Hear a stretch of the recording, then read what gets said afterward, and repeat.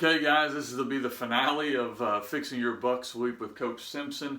Got more information if you'd like it. You can reach out to me on Twitter or on through email or however you want to do it, or go to my website, FB Coach Simpson.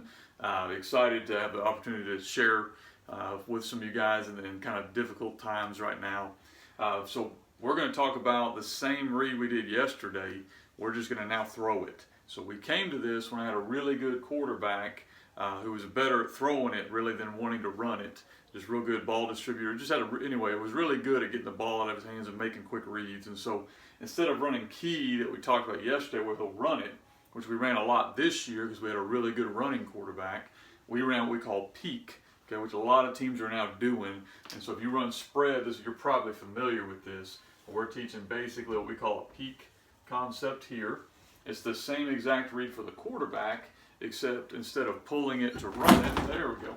Instead of pulling it to run it, okay, he's going to be pulling it to throw it. So if this linebacker takes off here, we're going to throw in this window. We just call that peak, okay? Real simple play for your quarterback. You do want to coach him up.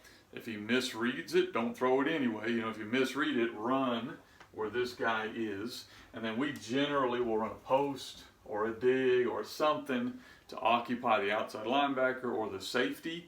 And if the safety will bite, we run what we call pyramid, which is basically the same concept, but now we're going to throw it over his head. So we just call that peak. It's a way to read this same player if you don't want your quarterback to run it, or you have a really good player at slot receiver to get him the ball.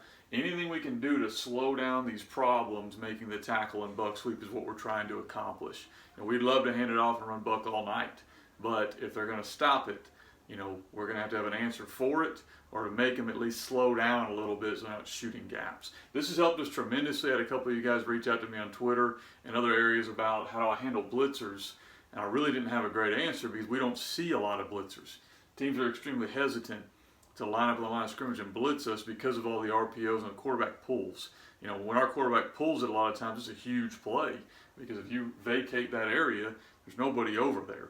And so we don't see a lot of blitzes just because of the RPOs and the screens and types of things we're going to run. So if you are a gun T team, I heavily encourage you to make sure you have very good RPOs to work with your offense.